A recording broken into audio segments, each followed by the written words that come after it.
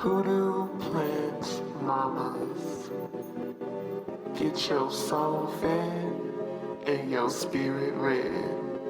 This here ain't no trend. I possess the power from way back when. Back when folk were stripped from all of their kin, so they had to find the magic within. Ancestors and gather my herbs. I conjure at my altar. Voodoo plant mama. I manifest growth and I release trauma. Child, we just out here trying to water our plants and mind our business, you know? Everybody ain't from the deep south, man. Everybody can't have culture like us.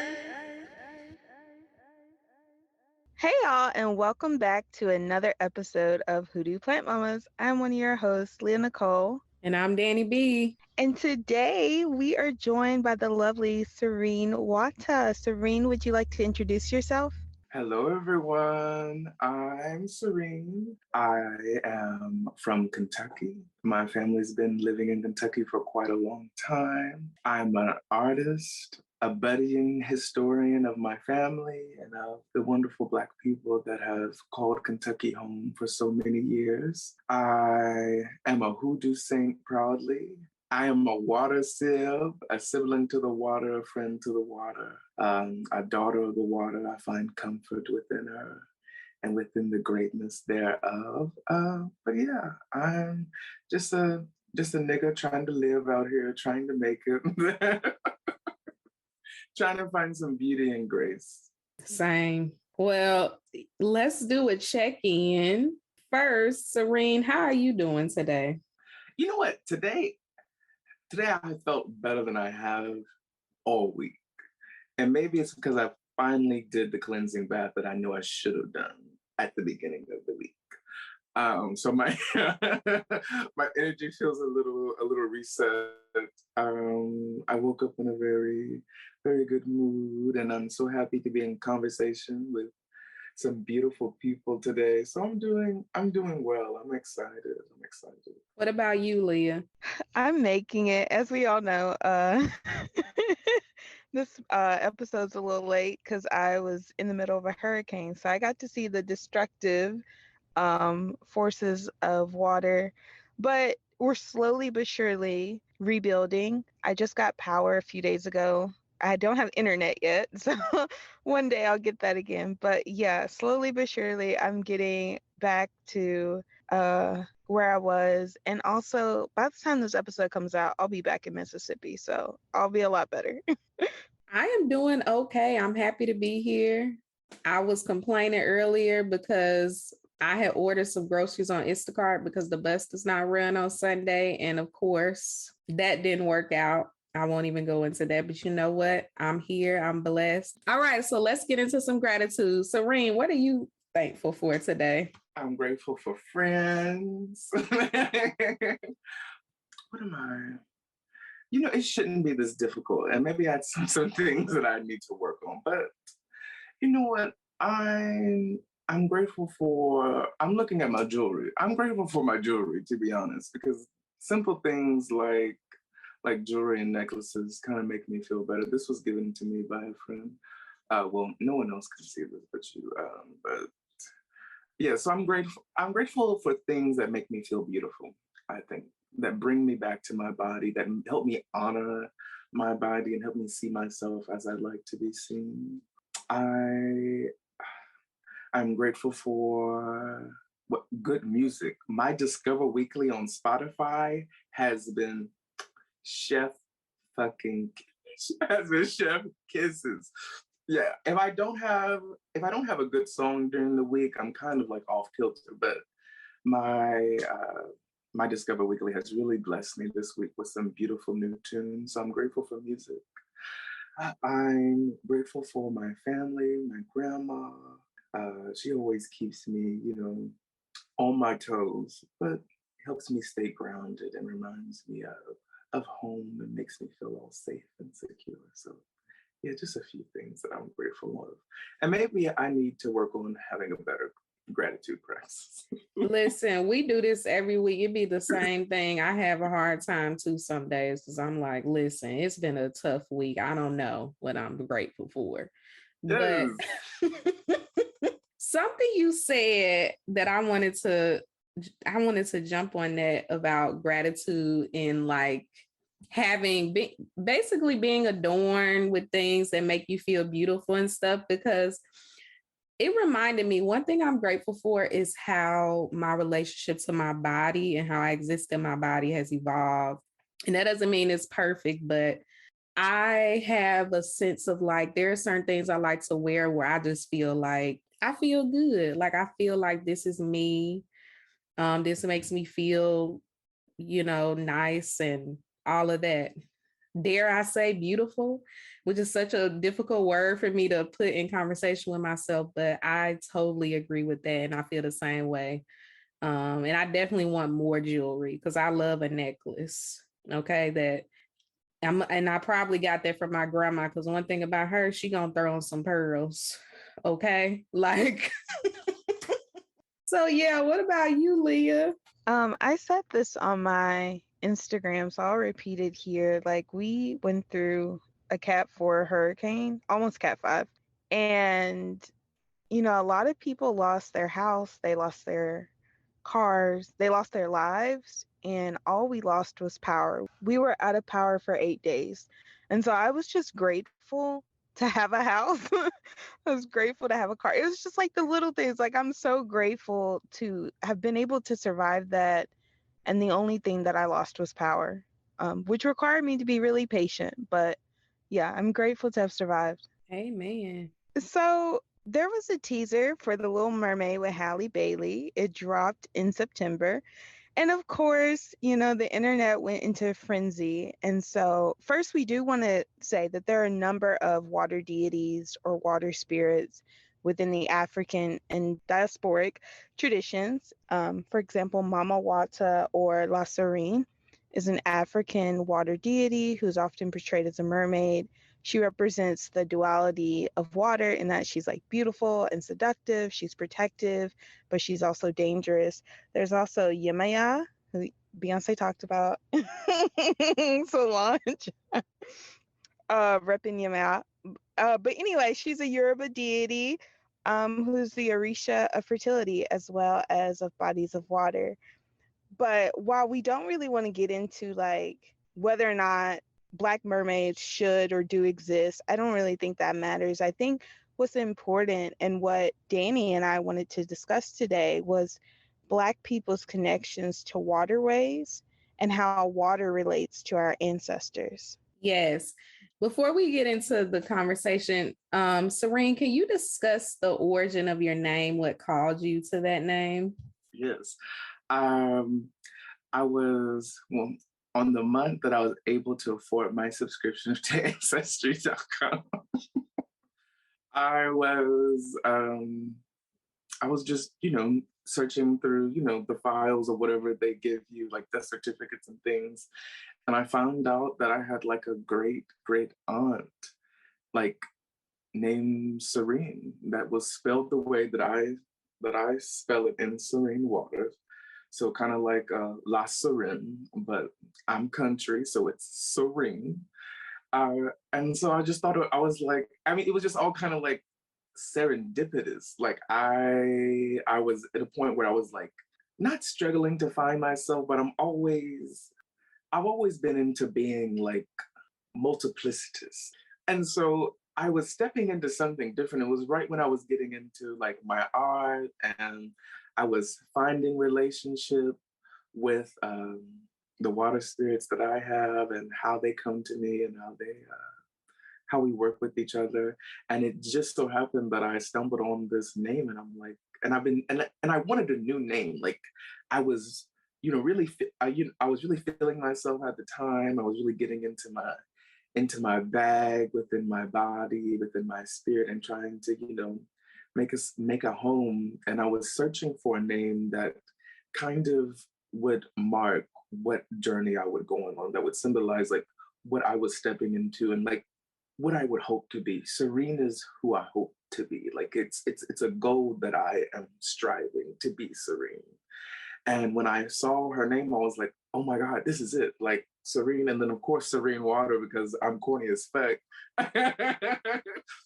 And so I just thought it was a blessing. It was one of those ancestor things, right? That, it's kind of hard to explain, but it makes all the sense.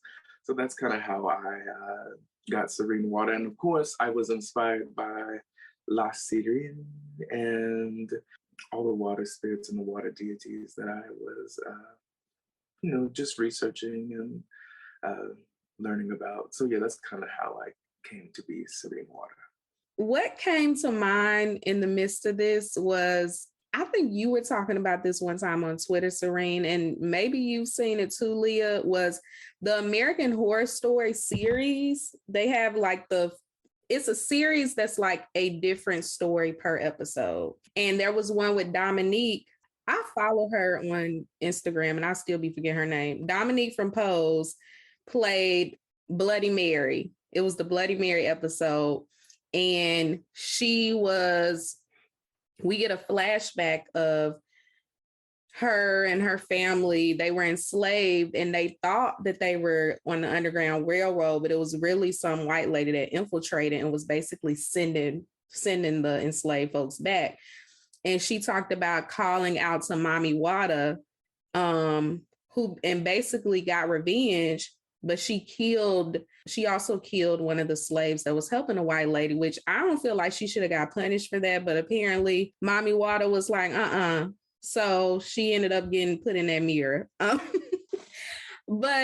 what were your thoughts on that? Is because you probably know the most. I don't know a lot about African water spirits. I know of them, but as somebody that is a daughter of the water, what were your thoughts on that, like representation and that kind of storyline of Bloody Mary and Mommy Wata? Sometimes I'm just so excited to see Black shit on TV that I look past some shit for a moment just to watch it. But then afterwards, I'm like, nah, I feel like the water spirits that I know and that are stay around me wouldn't have put me in a fucking mirror. Because maybe the person that got murked, you sided with the enemy. What's she supposed to do? Not only it's not that you just sided at the end, but you were complicit in the trafficking of enslaved African people. If anybody should have been trapped in the mirror, it should have been you. I thought that portrayal was an insertion of whiteness, because that didn't feel Black to me. Like what happened to Bloody Mary, like her being trapped in the mirror because she came from a place of justice, which is kind of what, well, I can't speak for any other tradition, but for me as a Hoodoosaint, we have the power to enact our own justice in a certain right. We must be accountable to our ancestors, to whatever we have called God or the higher being. We have to be accountable to something. But I do feel like we each have the power to enact justice. And she was enacting justice as she saw fit and in the only way she could, right? She was up against enslavers, people who were involved in human trafficking. But yet she gets thrown into this mirror because she, They tried to frame it like she let rage get the best of her instead of having grace for the enslaved person who obviously, we could talk about the brainwashing and all of that, but Black people are allowed to feel rage, especially if you, that's all I'm saying. I thought it was justified because, we are people that honor rage, and we can have a conversation about, the brainwashing, and maybe this person wasn't completely complicit. But I think that her being trapped in the mirror was white supremacy. I do not think that was that would be applicable to the Black ass water spirit that I'm aware of. It didn't feel out of the whole episode, the whole episode was white, right? Because it's by Ryan Murphy. So whiteness was all around it. But I think for me, that specific instance was an insertion of whiteness into this whole story. It didn't make sense to me. Mm-hmm. Well, I won't go on a tangent, but I just wanted thoughts on that. So in this episode, we kind of wanted to talk about water. And I know in the US, Water is both a tool of enslavement and resistance. Enslavement in that like our ancestors were trafficked through water, through the Atlantic Ocean, and resistance in that most of our ancestors were from coastal areas of Africa. They were well versed in water. And for many of them, accessing water meant that they had a means to escape. I think of like Frederick Douglass, that's how he escaped, was through the water. Harriet Tubman, a lot of the Underground Railroad was going through swamps. And so I'm thinking of today how many Black people tend to have a negative relationship with water, how that's intentional, how water has been used to dispose of Black people or disrespect their graves, like Emmett Till after he was beaten, he was thrown in the water. Lake Lanier is covering up graves of Black people. And many of us don't even know how to swim or, have many Black people have lead in their water, like people in Jackson, Mississippi, in Flint, Michigan, or live further away from the coast. So I'm asking everyone, I'm wondering what was your relationship to the water growing up and how has that changed? It's like I've always loved the water, but I've always kind of like had a healthy fear of it. I don't know, I was straddling a fence. Like I always loved swimming and I loved, being in the water, but there was something like that I was also scared of because you don't have a lot of control in water, right? And I think the more that I grow to know more about water as a spirit, as a host of many spirits, or my relationship with water is it's a thing about control for me personally. I don't know about anybody else, but allowing myself not to have so much control while in the water, if that makes sense. Like letting some of that go. And maybe that pours into my life. Like there's some shit that I just can't control. And there's some shit that I just have to wade in, and maybe I'm actually drowning in. There's some shit that I have to learn how to breathe in or how to sit still. It's a loving relationship, but there's a fear. And I don't want to say that necessarily my fear, which is coming from like a necessarily a bad place. I know me and a friend were talking about when we greet some spirits, fear is the offering. It is us understanding that this entity, this being is far greater than I could truly ever understand. And it's not that I am scared that I'm going to get hurt or anything like that, but it's just, I don't know, it's like my mind is like, this is so big. It's beyond my comprehension. And so when I go to the water, like I give the water my fear in a sense, and I let them take it, and I let them do whatever it needs to do, and I feel that. And yeah, that's so it's kind of, I love the water, but will you see me in the middle of the ocean anytime soon? Hell no, right? Because I'm scared. I'm scared, and also maybe it's because I am, a water sibling. Like something about my, what is that executive function? Like your decision making thing. It goes away when I'm in the water. It's like something calls to me and it's like, yeah, I can walk out in the middle of the ocean and be fine.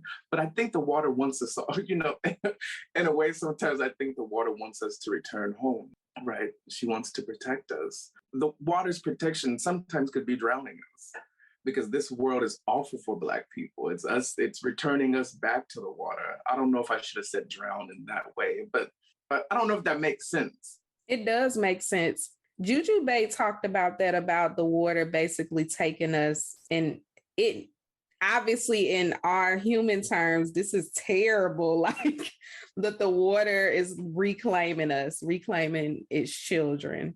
I think about that too. Yes, and it came up in a conversation with another person when, trigger warning, I'm going to mention mental health issues, if that's okay. When me and this other person were talking about suicidal ideation sometimes and the want to just leave this world completely. And then, we had just had a thought and I'm like, it's all about, and it was talking about we need to have stronger conversations and more detailed conversations with our ancestors. And when I tell my ancestors, y'all help me be free, I want you, protect me, get me out of this place. what if they show up as a side, suicidal ideation, right? Like, get me the fuck out of this place. Like, because, we often have always seen death as this path towards home, whatever home is, if we're going back to the continent or we're going to this great heaven or this other place, And so it really had me thinking about how to be more detailed with my spirits, because yes, I want to be free. Yes, I want to be safe, but I don't want to die. I want to be safe and free here. How can you do that for me while keeping me here and alive? That's kind of the thing that's how I think about water. Like when I go to the water, I feel comforted. I feel a great comfort. Always. I feel protected. That's just what I feel when I go to the water. And when I think about the water, when I go to it and I start to feel all this, this sing-songy, it's literally like this sing-songy shit in my head. And I'm like, yeah, I can walk in the middle of the fucking ocean and be fine. And I know I would, because I would be going home, but I want to stay here on this part of Jordan for just a little while longer. So it prompted me to be more specific in how I'm asking to be saved, if that makes sense. It does. I think I got off topic. I'm sorry. No, you didn't. I deeply relate to that. And I'll go into mine, which is that I've always found water relaxing as far as watching it. And I think I get that airy feeling too. Me and my friends, when we were in college, we used to go to the reservoir in Jackson, just to sit by the water and watch it. And it would always make me feel a little bit dissociated, like above my head. So I've always liked rainy days. Now, as a kid, I was really afraid of thunder and lightning. So I liked when it rained, but not when it was thundering. Now that has changed, obviously. But I also am like, water was also scary. I knew how powerful it was. And I remember one time at the beach when I was younger, we were still in Chicago. I think this was at Lake Michigan. My cousin was playing around and flipped me over and I almost drowned. And I remember how traumatizing that was, because I felt, if you've ever experienced almost drowning, you can feel it. Like the water is so powerful. Like I feel like you really see how powerful it is, because it's like you fighting and it's like, no. And I think that made me avoid water for a little bit. But my relationship has evolved a lot, because now I daydream about being at the beach. I daydream about the ocean. Like you, Sirene, the ocean probably snatched me up, because I've been calling. So I have to be careful too, because it's like, girl, you've been calling me. What's up? So, but the few times I've been to the beach or things like that in the last few years, it's something about being in the water that makes you feel weightless. And I have a lot of tension in my body. It's actually a problem, especially now that I'm like about to be 30, because I'm like, oh, now it's catching up. When I'm in water, I feel like the tension all goes away. And I think that can only happen in water outside of getting a massage. And so I feel like it's the only time where I feel like I can carry myself when I'm in the water. It's the only time where I feel like not weighed down. So yeah, and I think that's where I am with water now. It's definitely evolved. I still recognize that power. I still think water is scary. Okay, look at hurricanes. But I also really value that power and what we could do with it. So what about you, Leah? I think like before the age of 16, I didn't really think of water that much. I had only been near bodies of water twice. And once was I went to Grenada Lake with my family. I was around like 4 or something. And then also around the time we had a county pool. And so my brother and my sister would get in the pool, but I didn't. I was just hanging around because I was like 4 or 5, very young. But around 16 was really when I started to become aware of how little experience I had with water. I was at a school competition. We went to Biloxi, and there was a pretty big divide between who could swim and who couldn't. I think we all knew who couldn't swim. Anyway, we had a beach day, And I was sitting on the beach. I didn't bring any like swimwear because I was like, I don't know how to swim. I'm not getting in the water. I had made that up in my mind. But there were these like four boys who were like, oh, get in the water. And they grabbed me limb by limb and then threw me into the water and started laughing. And it was like traumatizing. That, and I also had like relaxed hair at the time. So my hair just went poof. And I had competition the next day and I was just like crying about it. And so I, even though like the boy that I was talking to at the time, he was trying to teach me how to swim, but I just would not do it because I was just so terrified of being in the water. And it took me probably another 6 or 7 years before I finally was not afraid of the water. And as Serene was saying earlier, is you have to learn to surrender to the water. And that was something that I really had to learn. And today, me and the water are BFFs. I used to go to the ocean about once a month, but then COVID happened. So I try to go as often as I can. I think this year I've only been twice. I would like to go more often, but we'll see. So today, me and the ocean are BFFs. I love being in the water. I love just the feeling of like being held. That's what the ocean is like for me. Yes. So one of the things I was thinking about too when we were discussing like Black people's relationship to water, first of all, I cannot swim, but we should talk about why like a lot of Black people couldn't swim, which is why they literally was banning us from pools because they thought the nigga was gonna, get on them or something in the pool if they shared the water with us. And a lot of Black people taught themselves how to swim. Now, those are the ones that are self-taught, that is probably not the right technique, but whatever. My daddy talks to me about that, how he taught himself, like him and his siblings taught themselves how to swim. But also I think about things like Igbo landing and the slave folks that chose the water, baptisms in Black churches, water as a portal, as a spiritual portal, and the importance of having water on your altar. And then on the flip side, just like what you were saying earlier, Leah, just how water is used to enact violence on us. So not having access to clean water. And then when we do have the water, it's dirty. And one thing that has stuck with me, there's a question coming after this, but my mind just racing. It's like the memories all coming back. One thing that stuck with me was finding out the impact of lead on children. And not to get all Prince, because Prince talked about the chemtrails and the community going wild when the chemtrails points were made. But lead impacts behavior, cognitive development. And so now you have this, you poisoning Black children. And then when they underperform and when they're acting out, you try to make it like Black children are inherently bad when this is literally all constructed. Like lead literally is causing these problems in children and in the communities.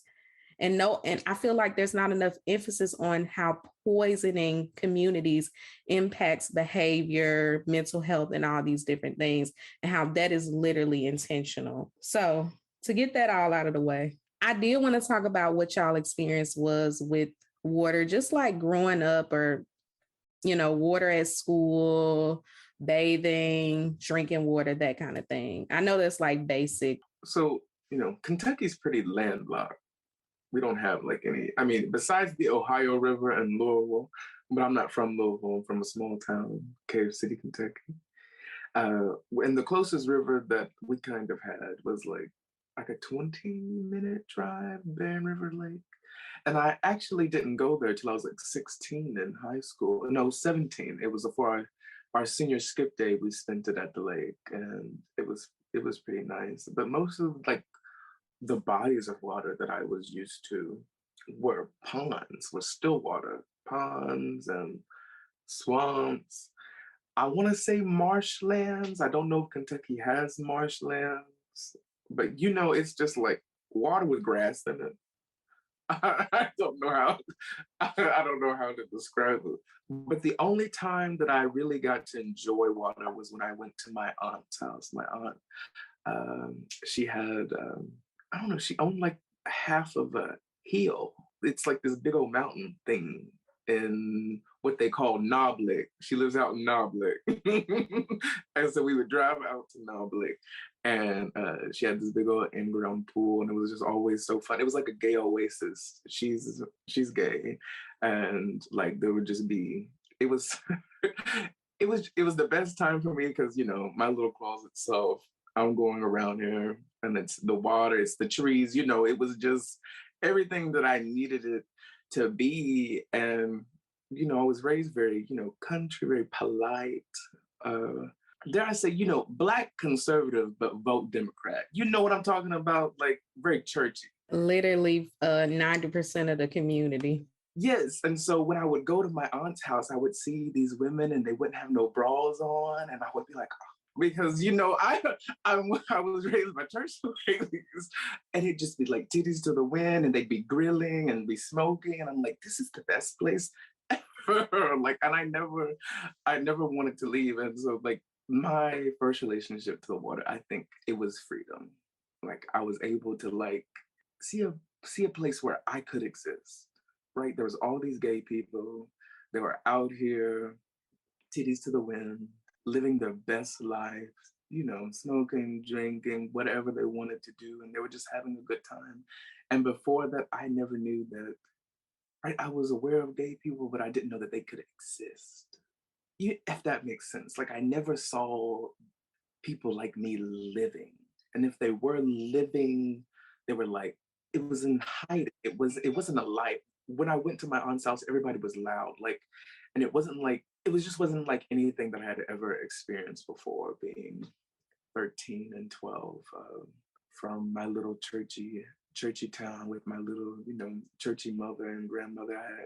The only gay people I knew were white on TV, but here I go seeing these Black gay people, seeing my aunt, seeing these people just, and seeing them as people. I think that's the fucking thing. Like, somehow when I grew up, I didn't think gay people were people, if that makes sense, right? Because there's people you just meet and you don't recognize because you've already understood them to be kind of the same. And when I thought about myself, I felt so different. When I thought about other, you know, LGBT people, I thought of them so different. But when I saw them out there grilling and shit, I'm like, I can have this normalcy.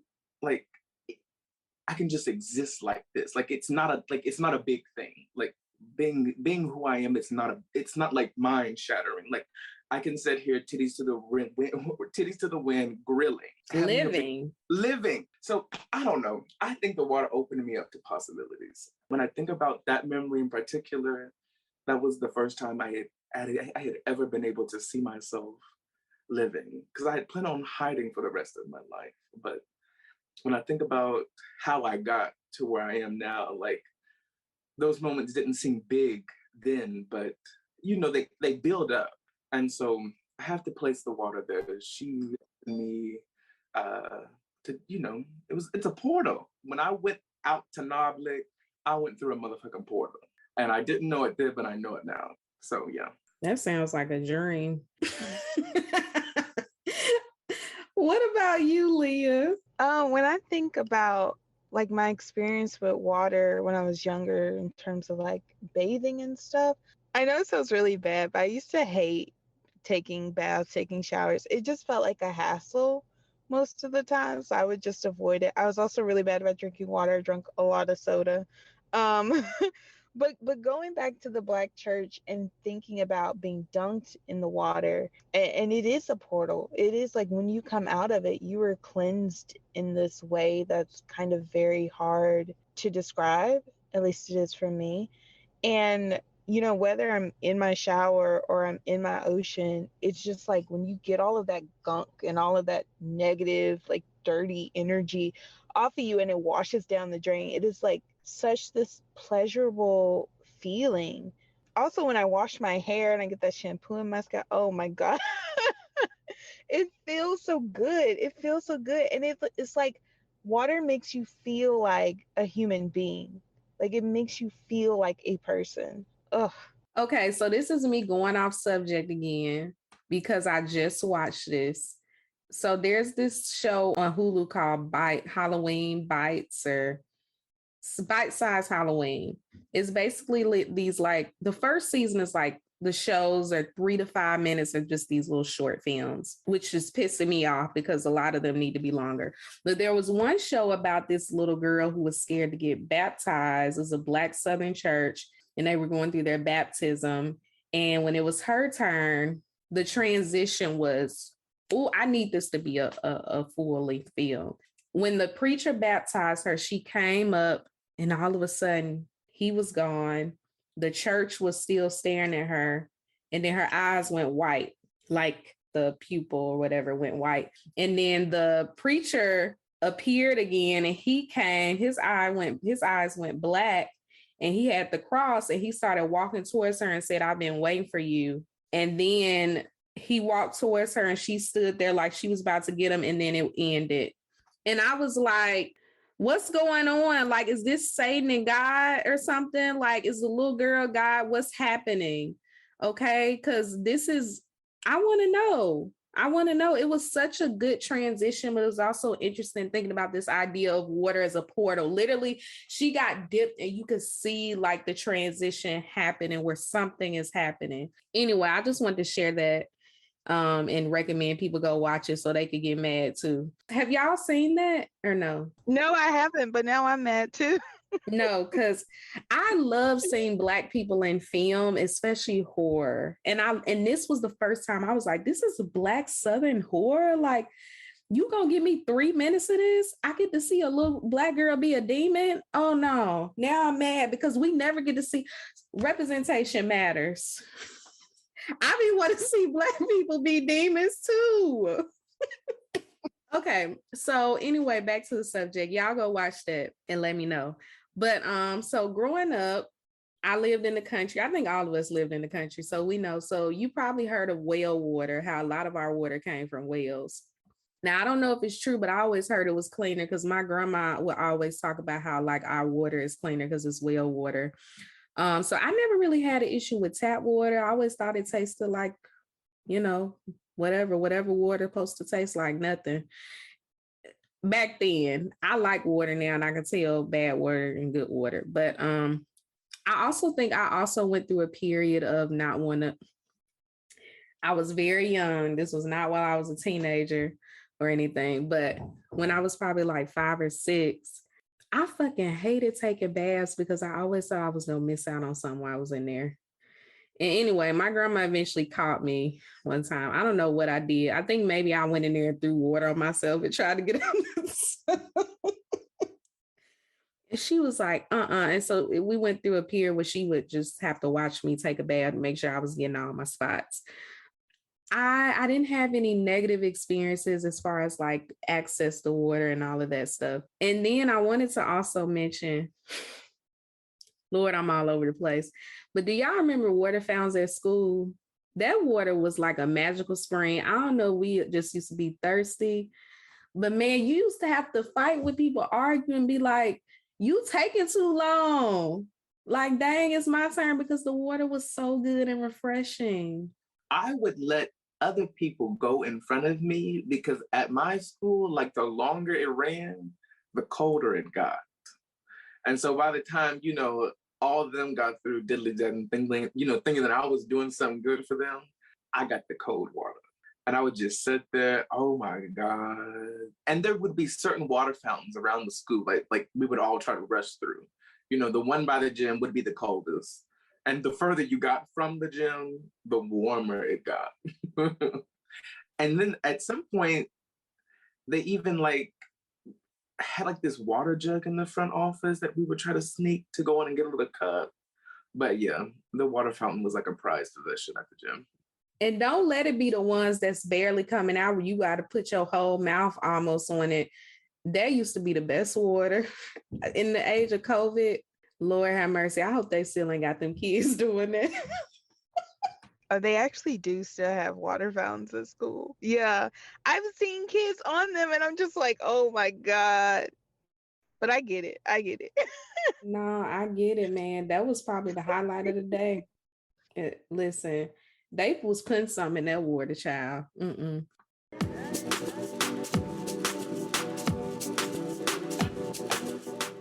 Thank y'all for tuning in to our show. If you want to support us, you can rate and review us on Spotify and Apple Podcasts.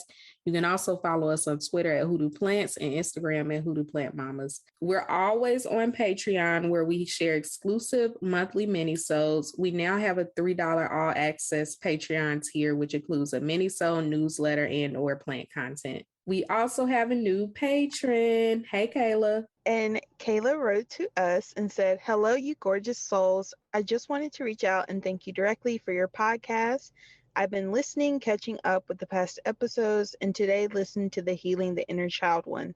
Much of my life, I've never considered the magnitude of my own childhood and teen experiences and never correlated it as childhood traumas. But there was a tidbit in the episode that you lovelies mentioned about children's voices not being heard, and it directly hit home to a moment I didn't even realize it was traumatic for me. And let me tell y'all, I haven't cried like that in a hot minute. Basically, I want to thank you for your healing spirits. I would have never considered that moment as a major catalyst in my life, and it absolutely was. And because of y'all, I am now able to unpack this and move forward. From the deepest parts of my soul, I'm sending y'all love.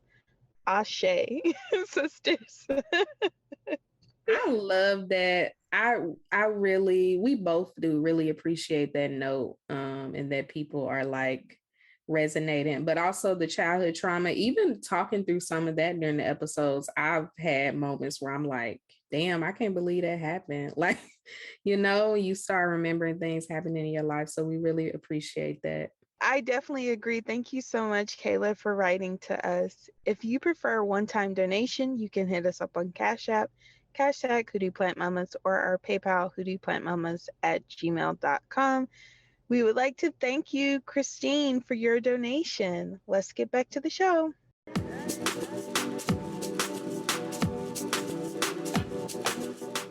Have y'all read The Perfect Black by Crystal?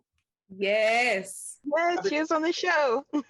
I've been thinking about this book like the whole time we've been talking. And like there's the creek, the piece about the creek and about water holding memory. And like, help whether the memory is, bad or good, but it holds memory, it holds space. But that's kind of it. Just the whole time we've been talking, I've been thinking about the imagery she created, like in the creek, and about going to the creek. And, she doesn't really explain what happened, but she kind of gives us context to the water, like remembering what happened there. Like it's not her remembering, but it's the water remembering. And like she's watching the water remember this event. If I'm explaining it. I don't know. It was on my mind the whole time. Oh, I'm glad you brought that up. I love that book. And that's when I fell in love with Crystal as a writer. I pray to God that once this pestilence stops roaming the earth and I get to somewhere where I need to be, I want to meet her, because when I first read the book, I was like, oh my God, like never in my life have I ever felt seen in written word, especially being from an old country town, that's always 50 years behind whatever the fuck year it is. It's always behind. And I grew up seeing Black stories, but they were always about people in metropolitan areas, or if they were about us country folks, it was almost satirical and they were shaming us. This book was like the first piece of like something that I witnessed about Southern country folks that held the wisdom, the culture, and the breadth that I felt like we have. Now, I've gone on to read like, what is it? Sassafras, Cypress, and Indigo. I really love, and so there's other things, but this one, it was about a Black woman from Kentucky talking about places in Kentucky that I had heard of or knew. It was just, yeah, I don't want to go on a rant, but yeah, I love it, and I love her, and I thank God for her. Yeah, I think we felt the same way reading that.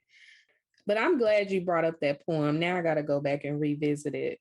Yeah, so I just kind of wanted to talk about water in our work, whether that is our spiritual work or our creative work. So A question for everyone. How do you engage with water in your spiritual practice? I think for me, something that I don't do as much as I would like, because I love a pop. If I have a cold Coke, I can drink a cold Coke all day. Like it doesn't matter. Give me a cold Coke. But I can tell when my body needs water. And I'll go throughout the week and I'm like, what's wrong with me? I ain't had a glass of water all week. And how can I go all week without having a glass of water? So it's just been that consuming water is it's been something that I've been trying to incorporate in my spiritual practice, because water makes me feel better. Like literally, when I have a glass of water, when I'm drinking water regularly, like I feel better. Like my bones feel better. I don't feel as tense, because like you, Danny, I carry a lot of tension in my body. But when I'm drinking water, it seems like I'm able to transmute those things more. Like the rough things that I go through the week don't seem to stick to my body as hard as they do. So I've been trying to incorporate the consumption of water into my spiritual practice more, because I've seen what it does. I still don't do it, and I don't know why I don't consume the water. Maybe it's because there's always a cold pop compared to a cold glass of water. Listen, I love a pop, but I carry this around everywhere, which is a shame because I still will get through the whole day. And I'm like, why is this half full? I will say about me, so both of y'all know, because I've talked to y'all both separately about this, how spiritually funky I be walking around here, because I really, with the people that I have to interact with on a daily basis, as far as the customers at my place of employment, I should be taking a spiritual bath weekly, bare minimum. Something that I've learned to do is sometimes when I get in the shower and it comes over me, I just pray while I'm washing myself off. And that's my spiritual bath. And I've gotten out of my head about it having to look like a particular way, or that it has to be all calculated. Like the water is enough and the speaking over myself is enough. So I definitely do that. Yeah, I think that's how I've engaged with it lately. Obviously, once I get my altar back up, I always keep water on it. I know we can all be bad about leaving that water on the altar too long, but come on, when it starts looking dirty, it's time. Somebody mad because you need to clean that. But yeah, I think that's all I got as far as my spiritual practice and water. For me, I liked what Serene said. Drinking water. I'm really bad about drinking water, and I don't know about y'all. When I drink water, it just feels like you could just feel it like going all down your throat and through your body. It's just like, oh my God. But I just forget. I forget that I forget to do a lot of things, but drinking water is one of them. And spiritual baths, I am like you, Danny. I think that I did a 9-day spiritual bath at the beginning of July. Haven't really done one since. I have been praying to the water because for me, that is all I can handle right now. And I've just been trying to accept that, like, this is all I can do. And I'm hoping it's enough. I do have protection oil that I put on after I get out of the shower. So I feel like that helps a lot as well. My favorite spiritual bath, though, is like going to the beach and soaking in the ocean and I have a floaty. So I just lay there for like an hour. Oh, it is the best thing in the world. And there's this quote by Beyonce that's been going around on Instagram about how much she loves the ocean because it makes you feel small. And I feel the same way. Like, it makes me feel like my problems are so small. It makes me feel like the ocean is big enough to hold my hurt and my sad and my grief. And it's just like, when I get out of it, I feel cleansed. I feel new, I feel good.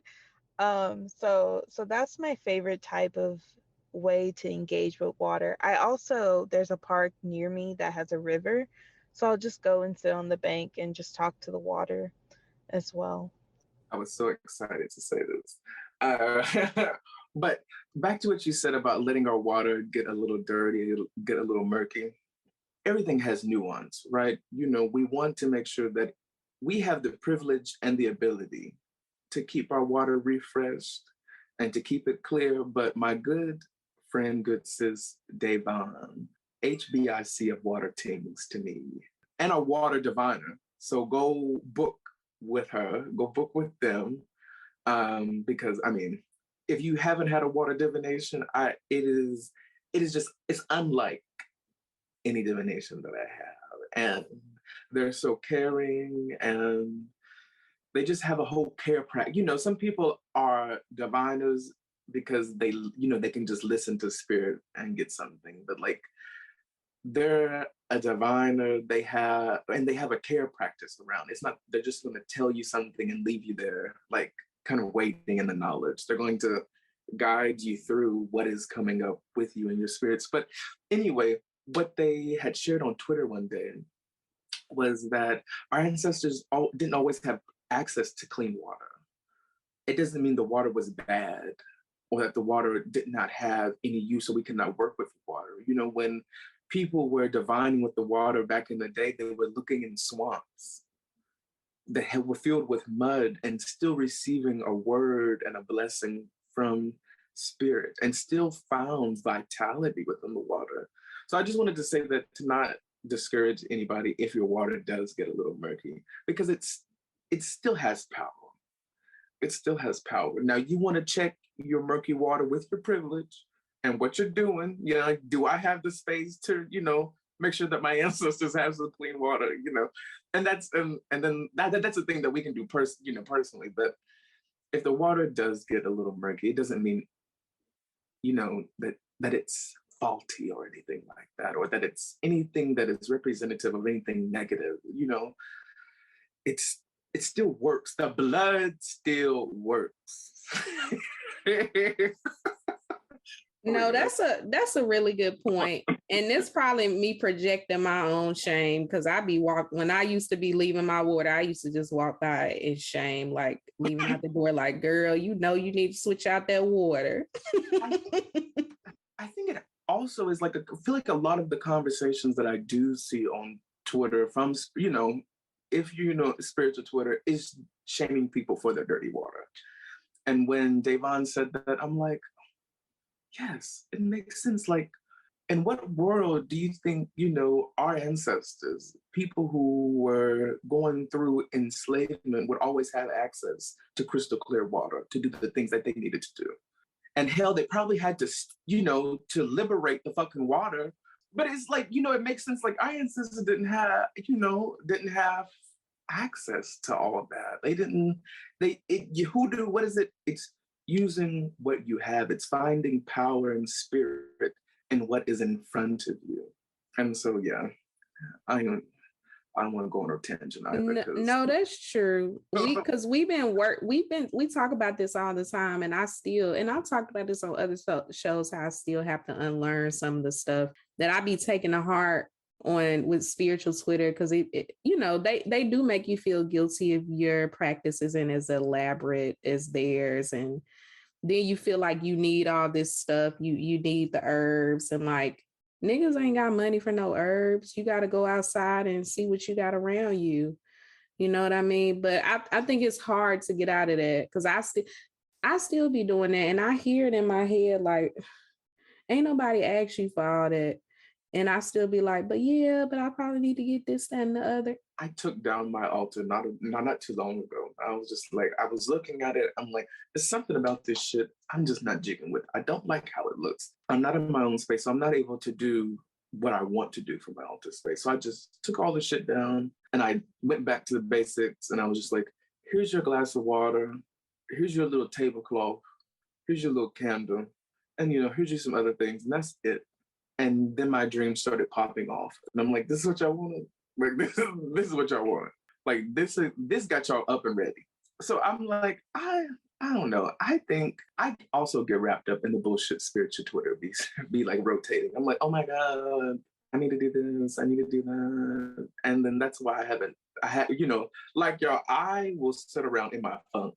I will sit around in my spiritual funk for a long time, just because I don't know.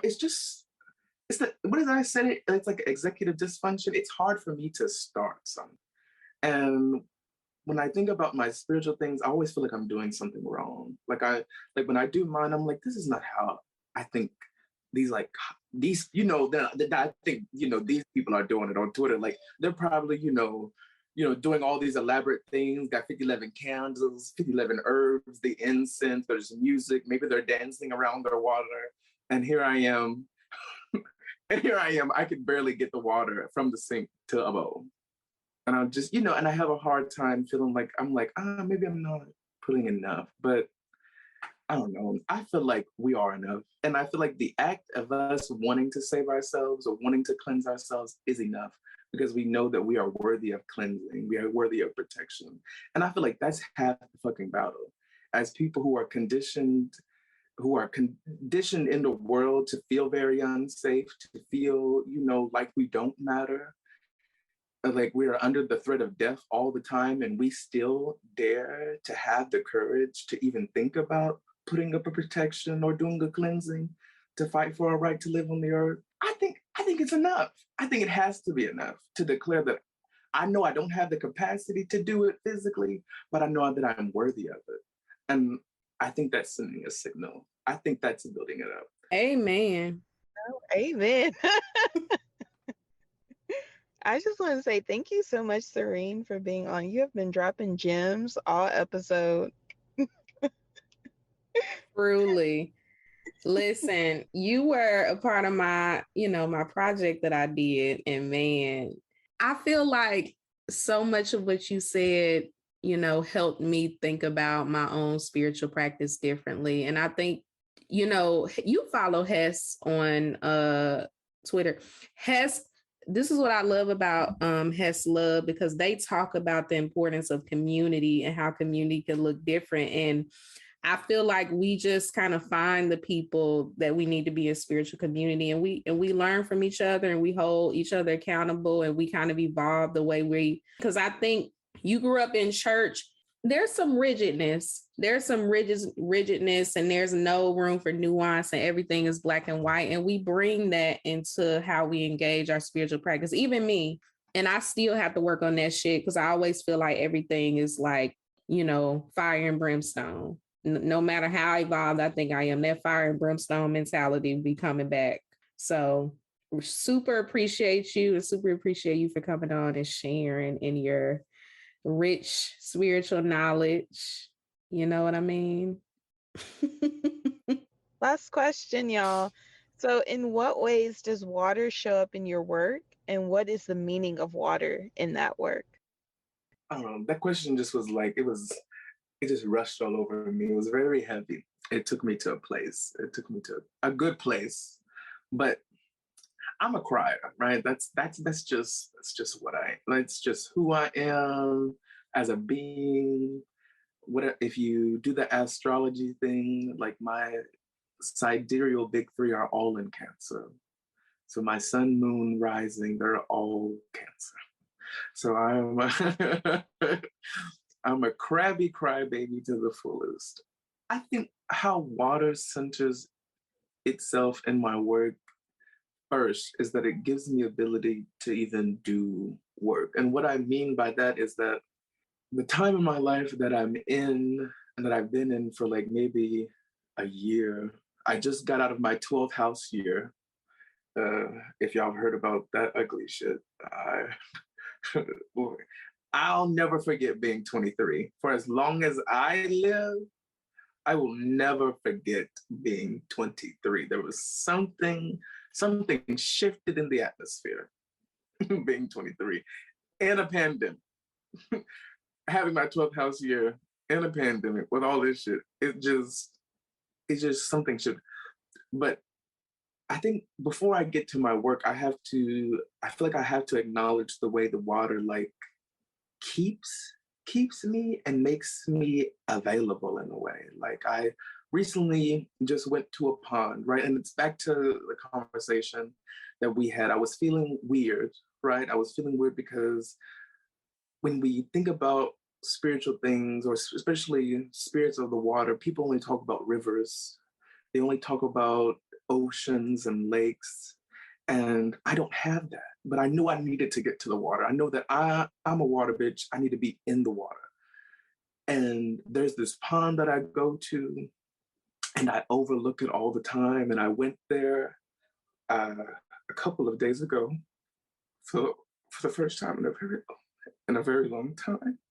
And I just felt so silly because I'm like, here I am talking about all these things, about finding vitality and spirit and what do you have and what's close to you.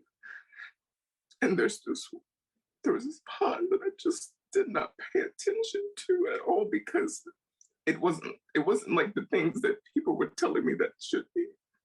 But about all the times, people tell me that I'm not what I should, that thing, I'm not what I should be. That we're always reaching for some standard and some ideal. And I think the wonderful thing about our tradition, Hoodoo, is that we set the standard for your region, for your family, for your ancestries, that you are the standard. And what you do is the standard, right? There's some core things that we all must do once we get in more deeper into the practice. But for the most part, I think that you set what's right for you. You go out and make pacts and contracts, and you go out and build relationships with the forces of nature that are near you. And I did not think about this pond that I went through in the past that has given me so much. And I've been just sitting here in this bullshit thinking that I knew I needed to go to the water, but I didn't. And so I think the water reminds me of availability and access, and that it's always here. And even, one thing that I wanted to talk about, we've talked about, places holding water, and we've talked a little bit of the rain, but I didn't pay attention to the rain and the spirits of the rain until this year. And how even though I don't have access to go to, the lake to feel the sand and all those things, I do have the rain, and I can call on the rain if need be when I need the cleansing, and I can collect the rain. And I think water reminds me that there's always a will and a way. And as like a collage artist, right? That's kind of what my whole artistic practice is around, is like there's a will and a way. I started art, I didn't have the funds, I didn't have the access to do anything else. So I was like, I can do this on my phone, and I can make something beautiful, and I can make sense to whatever I'm feeling. And so that's why I started collaging, because it was what I had. And I was determined to see value in what I had and to make it, right? That's conjuration. I was going to make it have value. I was going to bring the value from the ether and put it into this, because I have the power, right? My ancestors told me that I have the power. God tells me that I have the power to make real, to make manifests, to give power to the things that I need.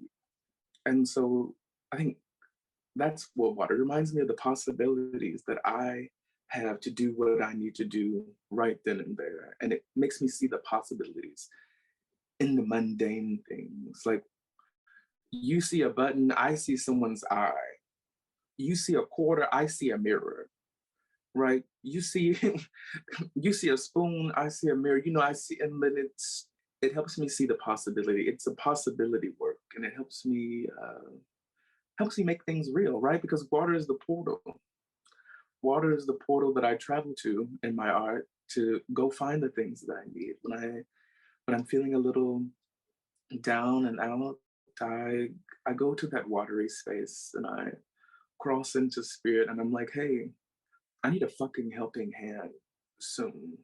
And I don't know how it comes up. I don't know what y'all have to do, but I need it. And I need you to reveal it to me. And sometimes it's going and plucking this weird looking piece of grass that I hope doesn't swell my hands up when I touch it. But something's telling me that I need to go and get it, because it's going to give me what I need.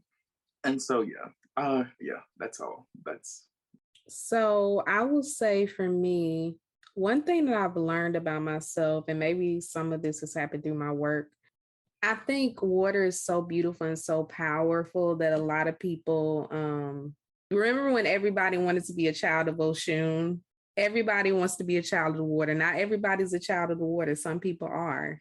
And for myself, it would be easy to say that But I learned that I'm more of a child of the earth. I don't know what spirit is attached to that, but trees. It's something about trees that I've always been fascinated with, and just something about them that I can't even describe it. But I believe that there is something about me that is rooted in the earth with dirt. When I've done any kind of whatever, witchcraft, whatever the kids want to call it, I always use dirt. I always, whatever, something about earth. But I don't think that's separate from water. And I think that shapes my relationship to water as something that is nourishing, and that is cleansing. That's probably why I really like rain. Trees need rain, trees need water, and all of that stuff. So I feel deeply rooted in the earth in a particular way. And I think that spiritually, that is where I am. I'm somebody, whatever spirit rules the earth is who I'm the child of. So how that shows up in my work, I just think it's probably just the way I try to talk about nature, the way I think about nature, even if I don't do a good job writing it. Anytime I'm writing a story, even writing about my own life, whether it's on the page or not, I'm thinking about the landscape. I'm thinking about, the air and what was around me and all of that. So as far as the meaning of water in my work and in my life, I think it's attached to something about what the earth is to me. When I pray to the earth too. I pray to God of the earth, of the oceans, but I can never leave out like the earth, the dirt, the trees, like these physical things that keep us alive on this planet outside of water. I think they all work together, but yeah, I just kind of wanted to say that because I think people really sleep on like, it's okay if you ain't the daughter of Oshun or Yamaya. Like, that's not everybody. What about all the beautiful spirits attached to trees or the air? The air is also powerful. Trees are powerful. Dirt is powerful. And that's what I had to come to terms with and what I believe, what I know about myself. So I'm always wondering if it's your chart because I know you're like a Virgo moon and you have a Capricorn in your big four. You have a lot of earth placements. For me, my chart, half of my chart is water. I'm a Cancer moon, like Serene, and I'm a Pisces rising. So I have a lot of water placement. So in my work, I know a couple years ago I started writing poems about water.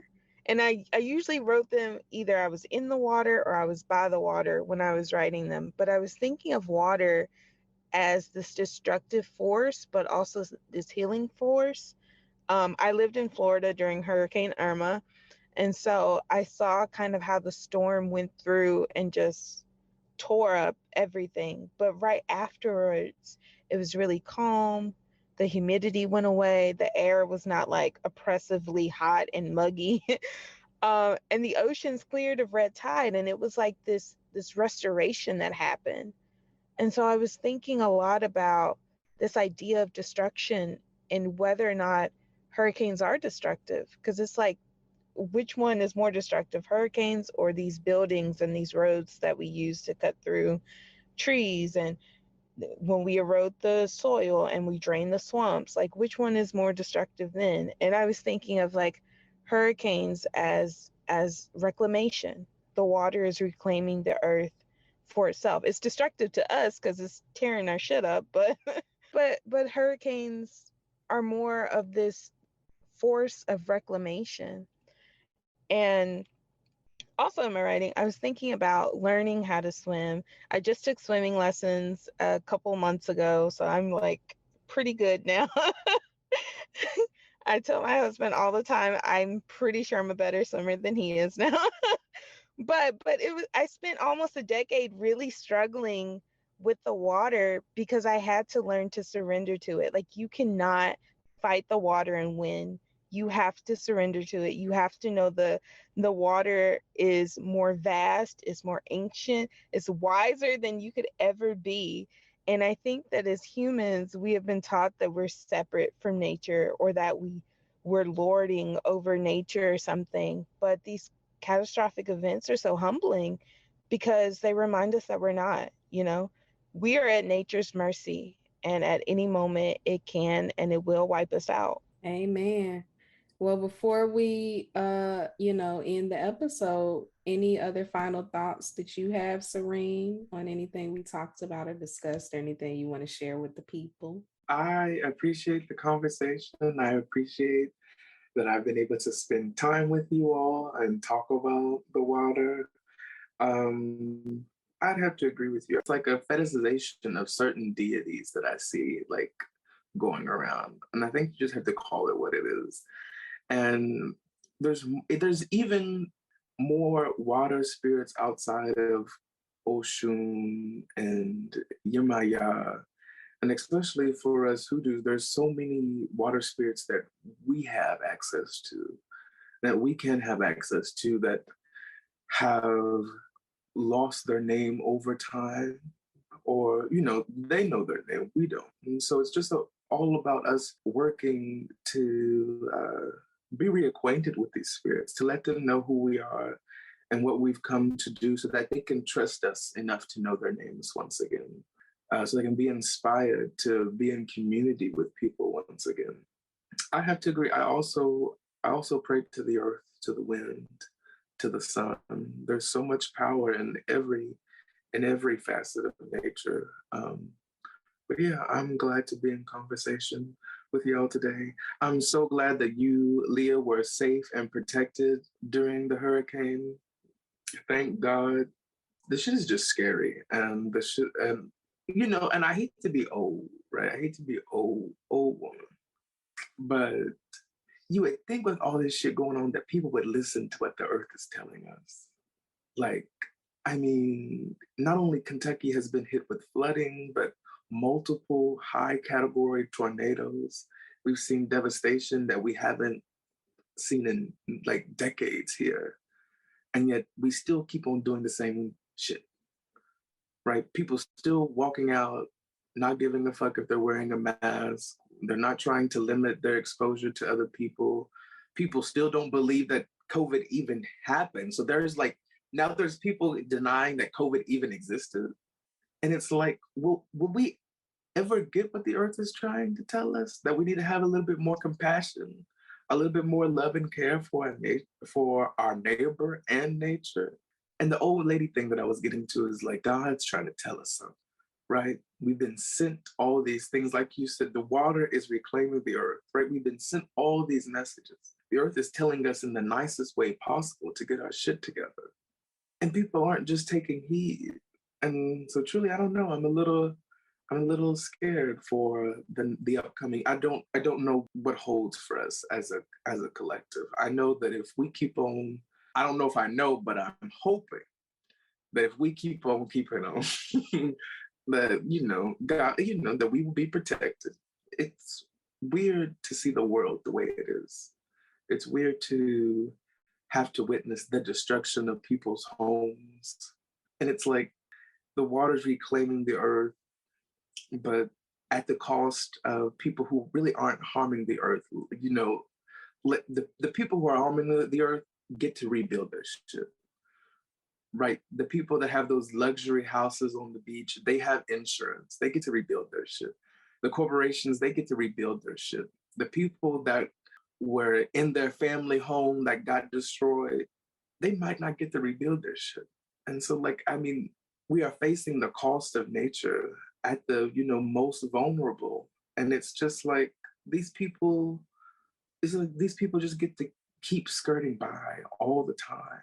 I think about that a lot. Both you and Leah talking about reclaiming in the water, especially in the earth, because I always be asking guys sometimes, like, why in the hell does this keep happening to Puerto Rico and Haiti and all these places where all these Black folks are and brown folks are? Like, why they can't catch a break? And then I thought about how what you said, Leah, what we see as destruction is not what the earth may be meaning to communicate.